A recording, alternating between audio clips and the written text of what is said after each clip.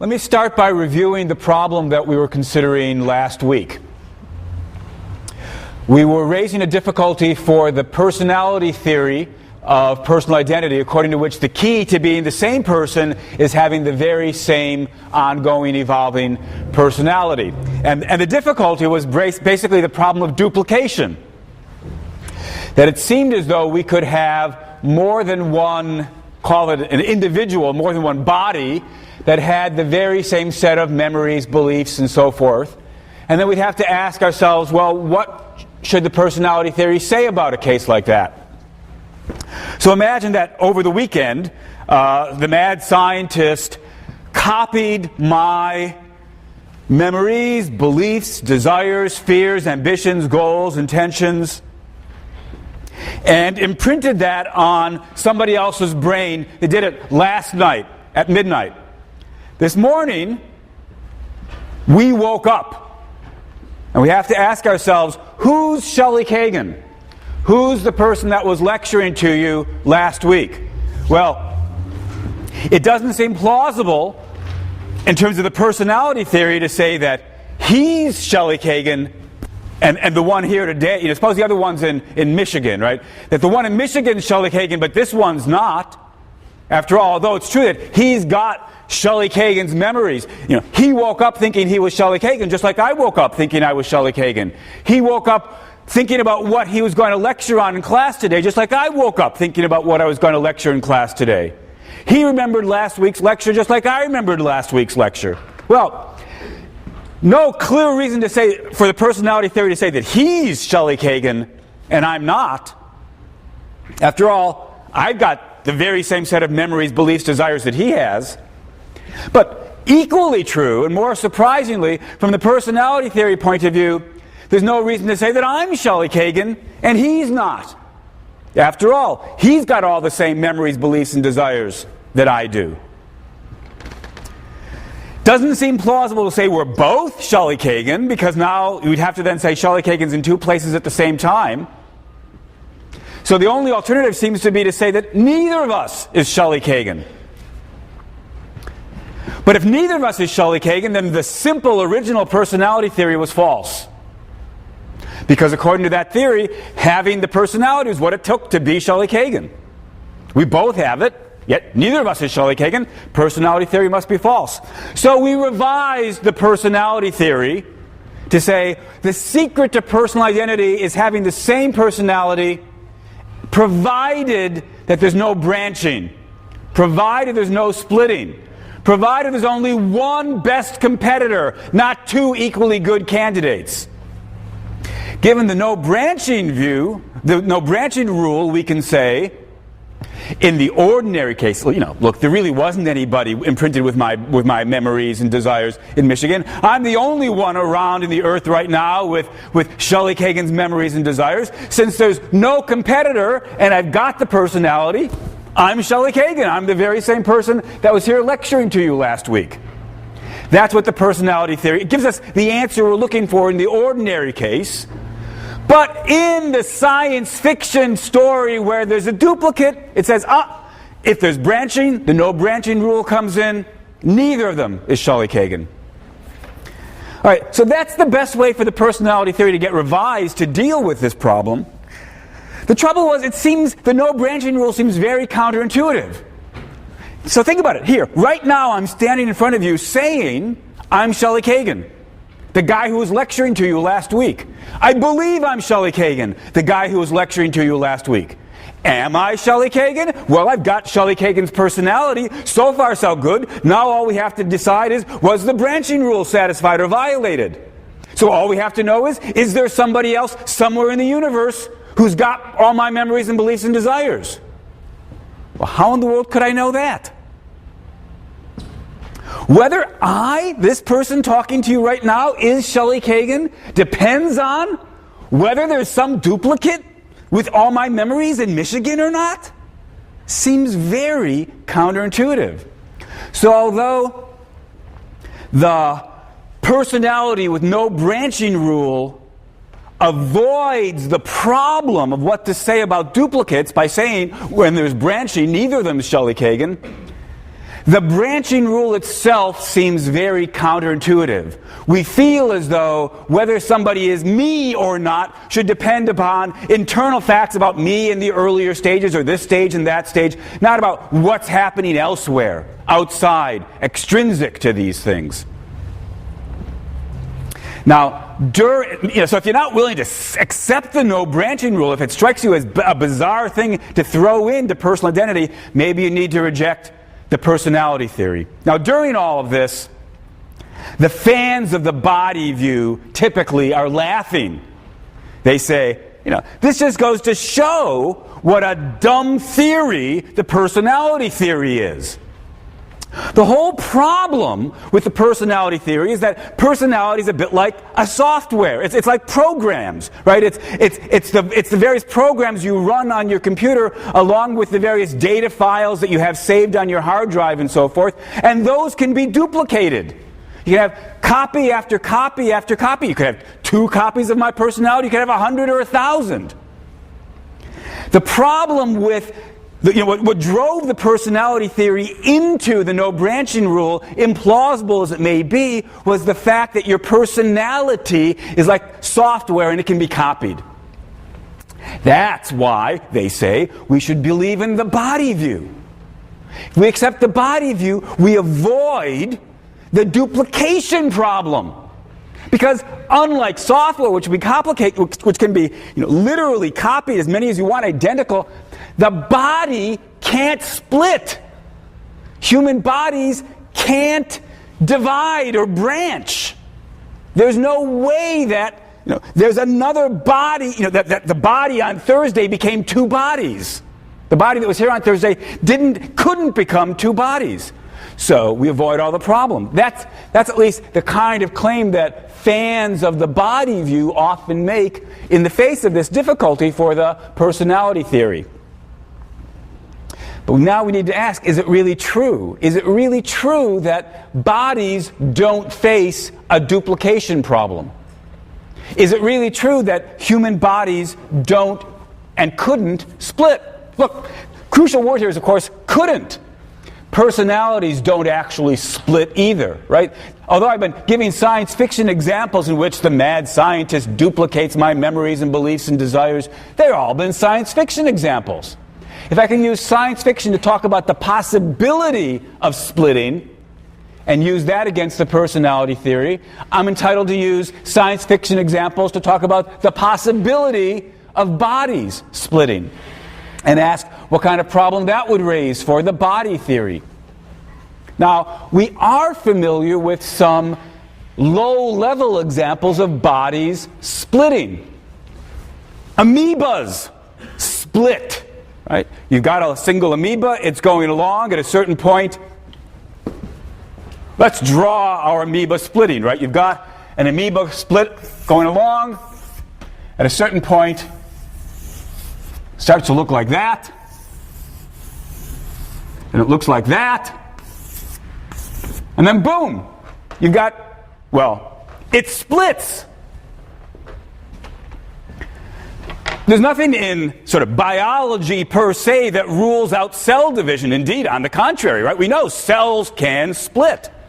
Now, human bodies, unlike amoebas, don't do that. But maybe there's nothing in biology that rules out the possibility. Suppose we open up the Yale Daily tomorrow and we see that the Yale Center for Amoebic Studies has made this tremendous breakthrough and has discovered how to, through the right kind of injection or whatever, cause a human body to replicate and split in an amoeba-like fashion. Well, then we'd have to face the problem of what to say in this case of bodily branching. Well, instead of pursuing that example, let me give you a slightly different example that's been discussed a fair bit in the philosophical literature. This is actually a case that one of the students in the class asked about, I think it was last week, if it wasn't even earlier, and I said, great question, let's come back to it. So here at long last, I'm making good on my promissory note. I'm going to come back to the example that was raised before.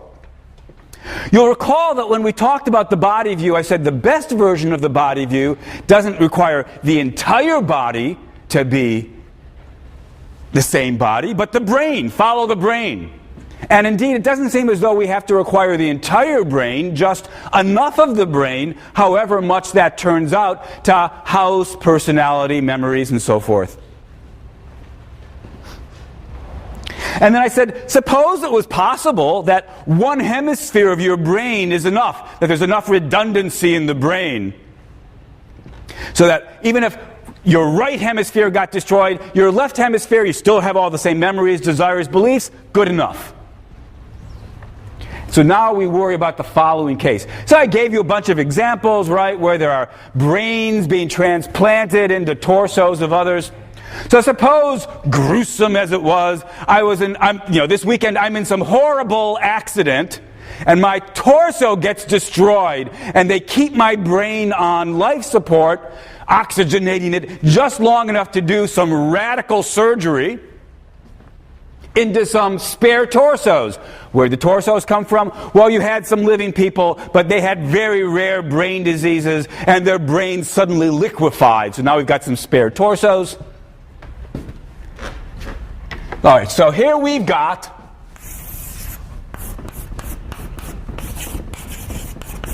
Shelley Kagan. His body gets destroyed.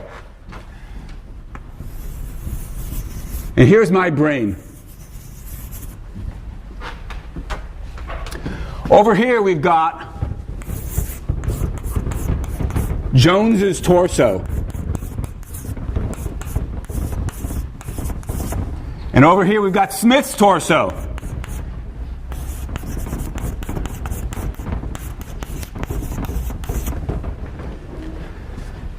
Suppose we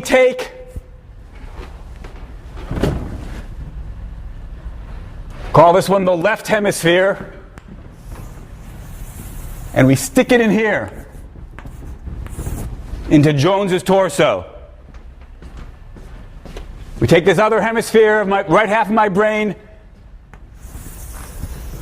we stick it into Smith's torso. We connect all the wires, all the neurons, the operation's a smashing success. Both things wake up. So here's Jones's torso with the left half of SK's brain, Smith's torso with the right half of SK's brain. They wake up. We need some way to refer to these people so we can start talking about who they are. Let me just call this top one Jones's torso with the left half of Shelley Kagan's brain. Let's call him Lefty. Smith's torso with the right half of Shelley Kagan's brain. Let's call him Righty. Okay. Operation's a success. Lefty and Righty both wake up. They both think they're Shelley Kagan, so forth and so on. We ask ourselves, according to the body view, which one is Shelley Kagan? What are the possibilities? We could say Lefty is Shelley Kagan and Righty is not. Righty's an imposter. But there's nothing in the body view to give us reason to make that choice. It's true that Lefty's got half of Shelley Kagan's brain, and that's good enough. But it's also true that Righty's got half of Shelley Kagan's brain, and that seemed good enough. So there's no reason to say that Lefty's Shelley Kagan and Righty isn't. And similarly, of course, there's nothing in the body view to make us say that Righty's Shelley Kagan and Lefty isn't. Well, it's not one and not the other. What are the remaining possibilities? We could, I suppose, try to say they're both Shelley Kagan.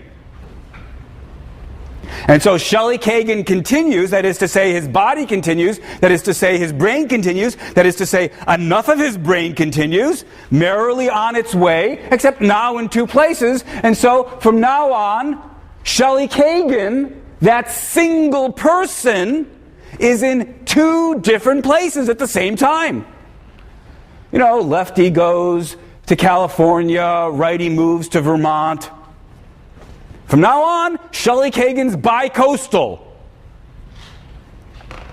Doesn't seem right. So what else can the body theory say? Well, the body theory could say neither of them are Shelley Kagan. Shelley Kagan died in that gruesome, horrible accident. Although it's true that we now have two people, lefty and righty, each of whom has half of Shelley Kagan's brain and all of Shelley Kagan's memories, for whatever that's worth, neither of them is Shelley Kagan. We could say that as well. But if we, and that seems the least unpalatable of the alternatives, but if we say that, then we've given up on the body view. Because the body view, after all, said to be Shelley Kagan is to have enough of Shelley Kagan's brain. And in this case, both of lefty and righty seem to have enough of Shelley Kagan's brain. What's the body theorist to do? As far as I can see, the best option for the body theorist at this point is to add, no surprises here, a no branching rule. The body theorist should say, the key to personal identity is having the same body to it, the same brain to it, enough of the brain to keep the sort of personality going, provided that there's no branching, no splitting, no perfect competitors, only one. If the body view adds the no branching principle, then we can say, look, in the case of this sort of splitting, this example is known in the philosophical literature as fission, like nuclear fission, when a big atom splits into two. So in the fission case, the body theorist says, in the fission case, there's splitting, there's branching, so neither of them is going to end up being Shelley Kagan. But in the ordinary humdrum case, here I am, my body. Why am I Shelley Kagan? Because the brain in front of you, can't see it, but it's in front of you. The brain in front of you is the very same brain as the brain, that you had in front of you on Thursday. Follow the body, in particular, follow the brain. So in the ordinary case, no splitting, follow the brain. In the special case, where there's splitting, even if you follow the brain, not good enough. So the body theorist can avoid the problem of fission, avoid the problem of duplication, by adding the no branching rule. But of course, the no branching rule didn't seem very intuitive. Whether or not I'm Shelley Kagan, the guy that was lecturing to you on Thursday, depends on whether, unbeknownst to me, over the weekend, somebody removed half of my brain, stuck it in some other torso, sealed me all back up. How could that matter? Well, if you don't find the no branching rule plausible, you're in trouble as a body theorist. In fact, so what we see is the body theory is in exactly the same problem, exactly the same situation as the personality theory. Indeed, the fission example is a very nice case of how you could have splitting for the personality theory. Right? Here, before the accident, was Shelley Kagan, somebody who had my beliefs, desires, memories, goals, and so forth. After the accident, we've got two people, lefty and righty, or two entities, lefty and righty, both of whom have Shelley Kagan's memories, beliefs, desires, goals, and so forth. Splitting the brain shows how you could, in fact, have splitting of personality. So the very same case raises the very same problem for both the body view and the personality view. And the only solution that I can see, at least the best solution that I can see, is to accept the no branching rule. If you don't like the no branching rule, it's not clear what your alternatives are. Or at least, it is clear what your alternatives are. It's not clear which alternative would be any better. Now, during all of this, problem for the personality theory, problems for the body view, during all of this, the soul theorist is having a field day. Right? The soul theorist is saying, look, you guys, You got into all this trouble with splitting and so forth and so on, and needing to add the no branching rule, silly and implausible as that seems. You got into all that trouble because of the problem of splitting, because personalities can be split, bodies can be split. If only you had seen the light and stuck to the soul theory of personal identity, all these problems could be avoided. Now, as you know, I don't believe in souls. But forget that issue for the moment. Let's just ask the question, is it true that the soul theory, if only there were souls, is it true that the soul theory would at least have the following advantage? It avoids these problems of duplication and fission. Well, let's ask. What should a soul theorist say about the fission case? So, here's the gruesome accident. My brain gets split apart. One part gets put into Jones's torso. One part gets put into Smith's torso. After the operation, Lefty wakes up thinking he's Shelley Kagan. Smith wakes up thinking he's Shelley Kagan. Lefty's got part of Shelley Kagan's brain. Righty's got part of Shelley Kagan's brain. What should the soul theorist say about the case of fission? Well, again, remember, the soul theory says the key to being the same person is having the soul. You know, why am I the person that was lecturing to you on Thursday? Because it's the very same soul animating my body or what have you. So, what does the soul theorist say about the fission case? Not quite sure, because we have to turn to a metaphysical question that we've touched upon before. Namely, can souls split? I mean, after all, the problem that fission raises for the personality theory in a nutshell is that personalities can split, they can branch. The problem for the body view that fission raises in a nutshell is that bodies can split, they can branch. We need to ask about the metaphysics of the soul. Can souls split? And I don't know the answer to that, of course. So let's consider both possibilities. Possibility number one, souls, just like bodies, just like personalities, can split. Suppose that's what happened. So there was a single soul here, Shelley Kagan's soul, but in the middle of this gruesome accident followed by this amazing operation, Shelley Kagan's soul split. So there's one of the SK souls over here, and there's one of the SK souls in the other case as well. Each one of Lefty and Righty has one of the pieces of the split Shelley Kagan soul. All right, so now we ask ourselves, according to the soul theory, which one is Shelley Kagan? Well, by this point, you can run through all the possibilities yourself, right? We could say, well, it's Lefty and not Righty.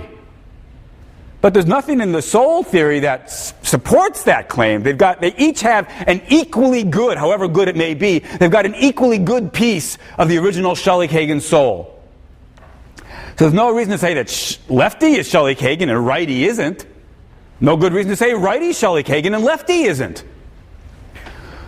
Well, would it be better to say they're both Shelley Kagan? As long as you've got a piece of Shelley Kagan's soul, of the original soul, then you just are Shelley Kagan? In which case, Lefty and Righty are both Shelley Kagan?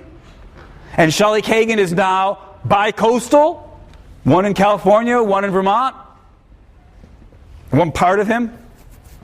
That doesn't seem very satisfying.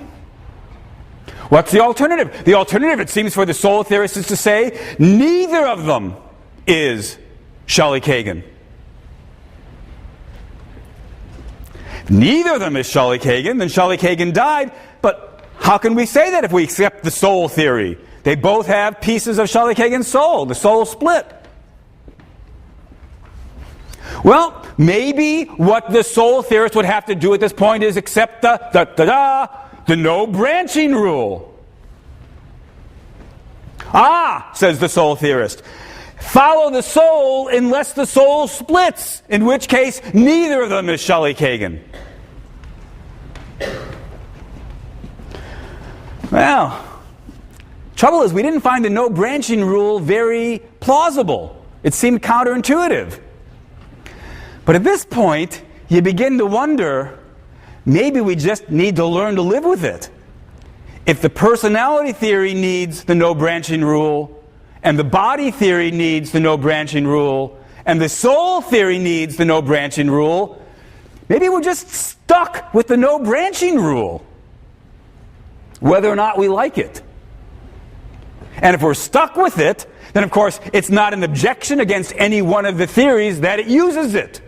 Well, this was all what we would say as soul theorists if we think souls can split, but we need to consider the possibility that souls can't split.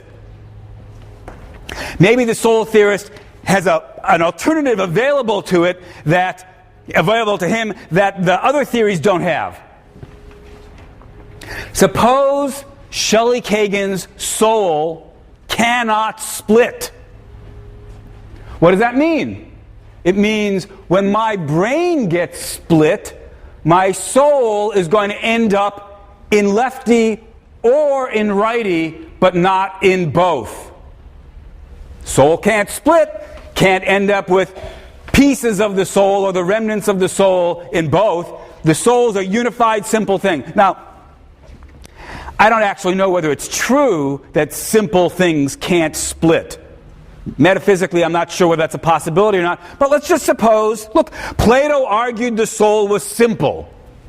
He didn't actually convince me of that, but suppose we thought souls are simple and we think simple things can't split. It would follow then that souls can't split. Suppose we accept all that metaphysics. Then the question is just, which one is Shelley Kagan? Well, it depends which one ended up with Shelley Kagan's soul. We can't say they both have a piece. One of them will have it, the other one won't. And you want to know which one's Shelley Kagan? The one that actually ends up with Shelley Kagan's soul. If lefty ends up with Shelley Kagan's soul, then lefty is Shelley Kagan and righty's an imposter. He thinks he's Shelley Kagan, but he's not, because he doesn't have Shelley Kagan's soul. Lefty has it. If righty's got Shelley Kagan's soul, then righty is Shelley Kagan, and lefty's the imposter. Now, looking at the situation from the outside, we might be unable to tell which one is really Shelley Kagan. Because we won't be able to tell, looking at it from the outside, which one really has Shelley Kagan's soul. Although it will be true, whichever one really does have Shelley Kagan's soul is Shelley Kagan, but we don't know which one that is. Interestingly, and somewhat more surprisingly, looking at it from the inside, we won't be able to tell either. Lefty will say, give me a break. Of course I'm Shelley Kagan. Of course I've got Shelley Kagan's soul. Of course I'm the one. But righty will also say, give me a break. Of course I'm Shelley Kagan. Of course I've got Shelley Kagan's soul. Of course I'm the one. If souls can't split, one of them is mistaken. But there's no way for them to know which one is the one that's deceived. Now, that may not be a problem that you're unwilling to swallow. Right? As we've seen, all the views here have their difficulties. Maybe that's the difficulty you're prepared to accept. What's the right answer in fission? It depends on who's got Shelley Kagan's soul. No way to tell, but still, that's the answer to the metaphysical question. Question. What if neither of them have their soul? Question was, what if neither of these have Shelley Kagan's soul? Then they're both imposters. That's a little bit like the case we worried about when we started thinking about the soul view, right? What if last night God destroyed my soul and put in a new soul? Then Shelley Kagan died. If Shelley Kagan's soul does not migrate to lefty or righty. Neither of them is Shelley Kagan, according to the soul theory. What happened to Shelley Kagan? Well, if the soul got destroyed, Shelley Kagan died. If the soul didn't get destroyed, maybe somebody else that we weren't even looking at is Shelley Kagan.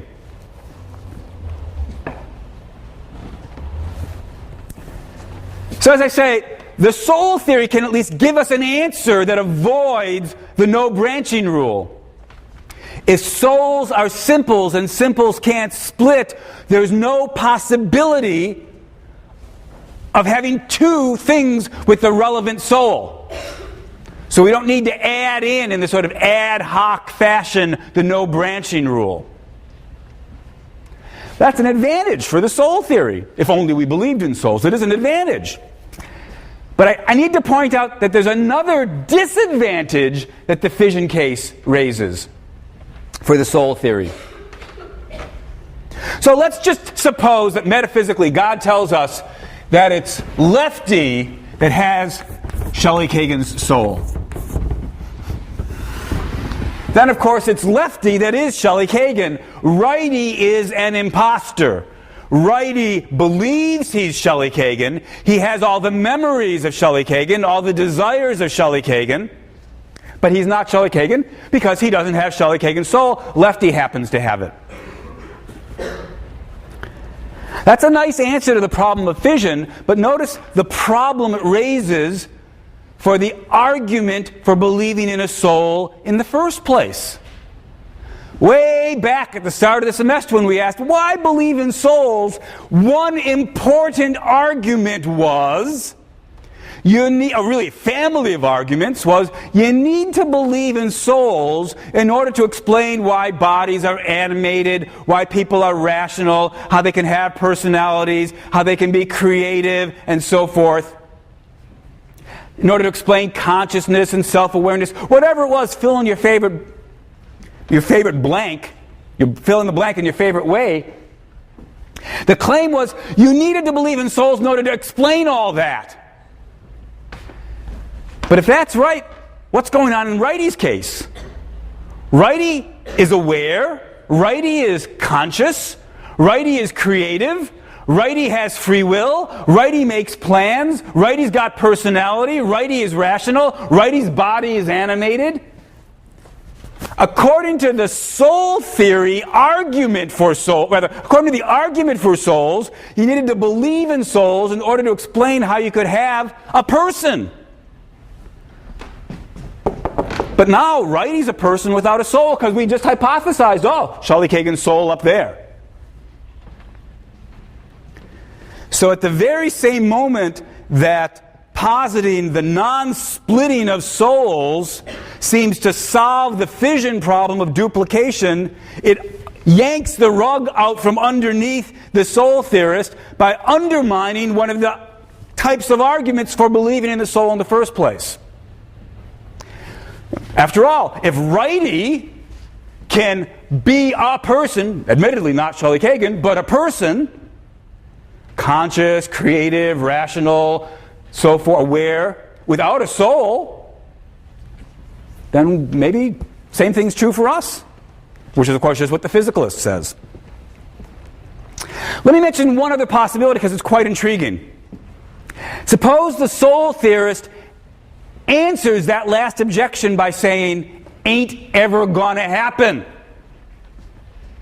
Yeah, it would be a problem for believing in souls if Righty could wake up without one.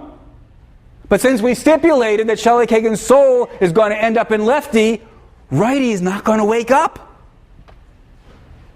Alternatively, it might have been that Righty woke up, but Lefty doesn't wake up. Doesn't survive the operation. Suppose we did these sort of brain transfers all the time, and the following thing always happened. Transfer the entire brain, patient wakes up. Transfer one hemisphere, patient wakes up. Transfer both hemispheres, one patient or the other wakes up, but never both. If that happened, we'd have a great new argument for the existence of a soul. What could possibly explain why either hemisphere of the brain would normally be enough as long as we don't transfer both? When we transfer both, one hemisphere might work sometimes the other hemisphere, but never both. What could possibly explain that? Souls could explain that. If souls can't split, it can only follow one half of the brain, and that's why we'll get sometimes get one half, sometimes the other half, but never both halves. So there's a kind of empirical argument for the existence of the soul if we found those kinds of results. Of course, that's a big if. Please don't go away thinking that what I've just said is, here's a new argument for the soul. We don't do brain transfers, let alone half a brain transfers. We don't have any experiments that suggest one half wakes up but not the other half. All I'm saying is that if someday we found that, at that point, we'd have an argument for the soul.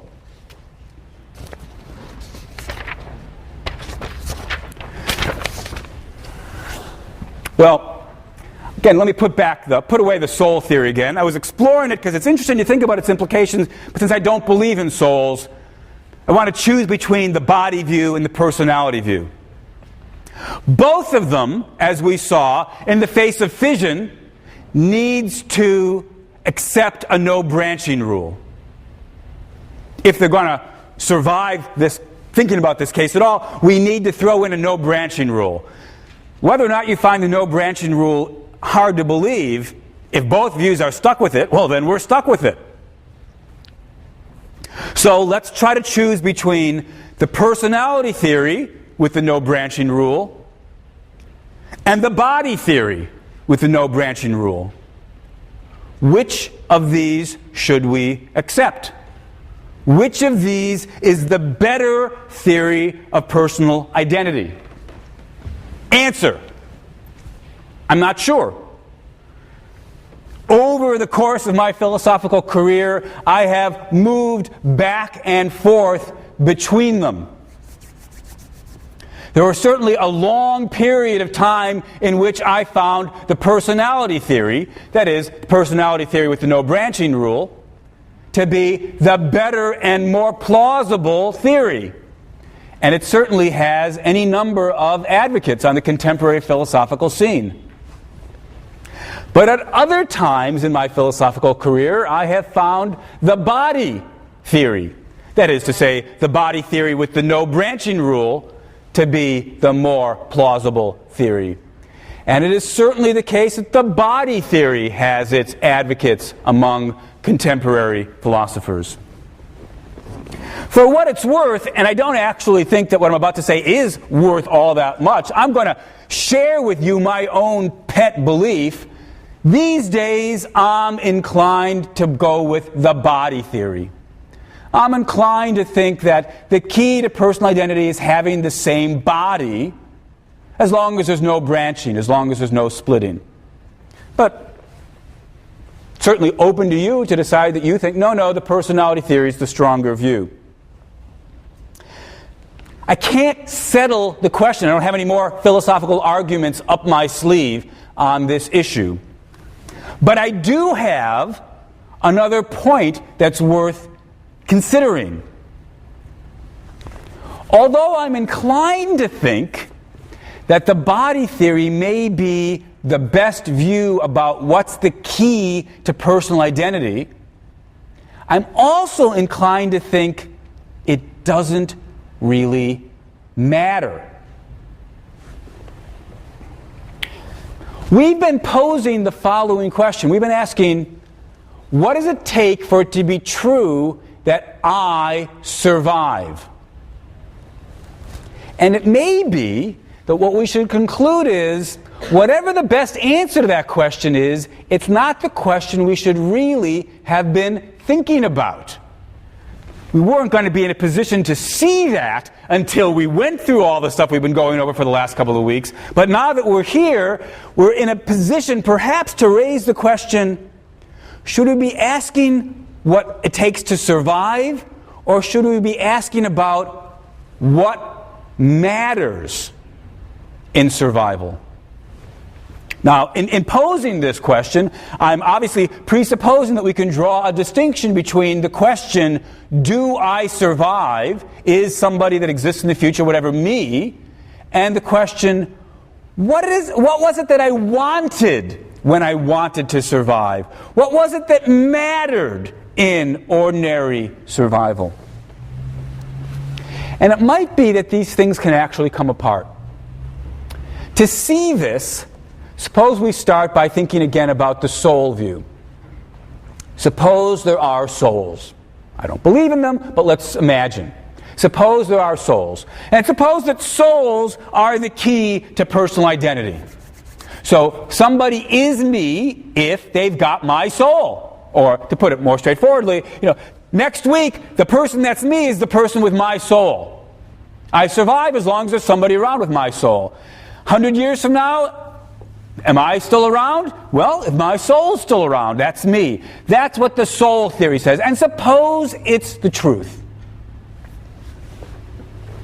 Now consider the following possibility. Suppose that people can be reincarnated. That is to say, at the death of their body, their soul takes over, animates, inhabits, gets connected to a new body that's being born.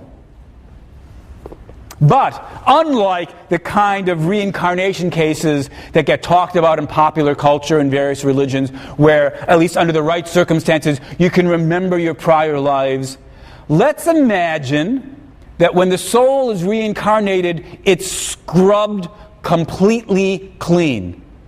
No traces whatsoever of the earlier life. No way to retrieve it. No karmic similarities of personality or anything. Just starts over like a blank slate. Like a blackboard that's been completely erased. We now have the very same blackboard, and now we start writing new things on it. All right. Imagine that that's the way reincarnation worked. So somebody asks you, will you still be around in 1,000 years? The answer is going to be yes, because my soul will be reincarnated. In 1,000 years, there'll be somebody that has the very same soul that's animating my body right now. Of course, that soul won't remember being Shelley Kagan, won't have any memories of its prior life. It won't be like Shelley Kagan in any way in terms of Shelley Kagan's desires or ambitions or goals or fears.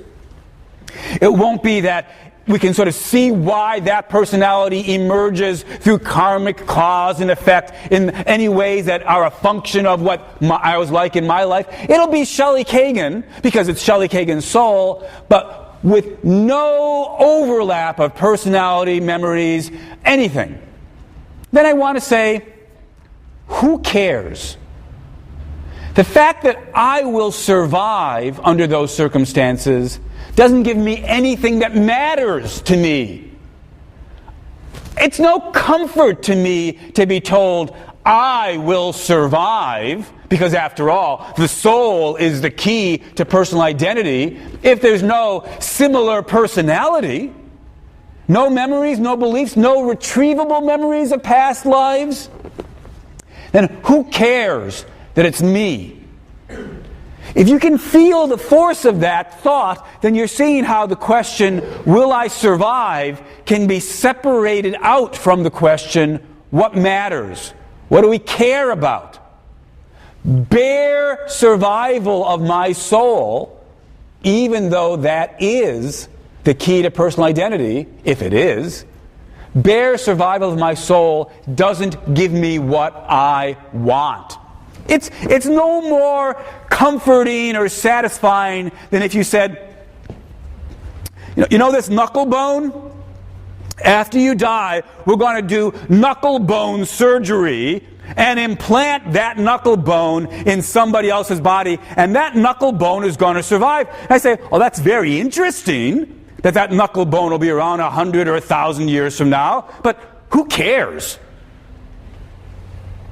And if the knuckle bone theory of personal identity gets proposed, and somebody says, oh, yes, but you see, that person now with that knuckle bone will be you, because the key to personal identity is having the very same knuckle bone, I say, all right, so it's me. Who cares? Bare knuckle bone survival does not give me what matters. Now, the knucklebone theory of personal identity is a very stupid theory. In contrast, the soul theory of personal survival is not a stupid theory. But for all that, it doesn't give me what I want. When you think about the possibility of bare survival of the scrubbed, clean, erased soul, you see that survival wasn't really everything you wanted. What you wanted, at least what I want, I invite you to ask yourself whether you want the same thing. What I want is not just survival, but survival with the same personality. So even if the soul theory is the correct theory of personality, it's not enough to give me what matters. What matters isn't just survival, it's survival with the same personality. Let's consider the body view. Suppose that the body theory of personal identity is correct. And to be me, there's got to be somebody there that's got my body. Let's suppose the brain version of the theory is the best version. And so next year, there's going to be somebody that's got my brain. But let's imagine that the brain has been scrubbed clean. All memory traces have been completely erased. We're talking complete, irreversible amnesia. Complete, erasure of the brain's hard drive. No traces of desires and memories and intentions and beliefs to eventually be recovered if only we have the right surgery or procedure or psychotherapy or what have you. It's gone. Now, that thing that wakes up after this complete irreversible amnesia will no doubt eventually develop a personality, set of beliefs, memories. Nobody knows who it is, so they call it, they find it wandering on the streets, they call it John Doe. John Doe will eventually have a bunch of beliefs about how the world works, make some plans, get some memories. According to the body theory, that's me. And if the body theory is correct, well, by golly, it is me. And all I can say in response to that is, it's me, but who cares? So what? I'm not comforted by the thought that I will still be around 50 years from now if the thing that's me doesn't have my personality. Mere bodily survival isn't enough to give me what I want. I want more than mere bodily survival. I want to survive with the same personality. So even if the body theory of personal identity is the right theory, what I want to say in response to that is, so what? If the really crucial question is not do I survive, but do I have what I wanted when I wanted to survive, the answer is the body theory doesn't give it. I don't just want to survive, I want to survive with the same personality. Should we conclude, therefore, that the key to the important question, namely, what matters, the answer to that question, should we conclude, is same personality? That's the question we'll have to take up next time.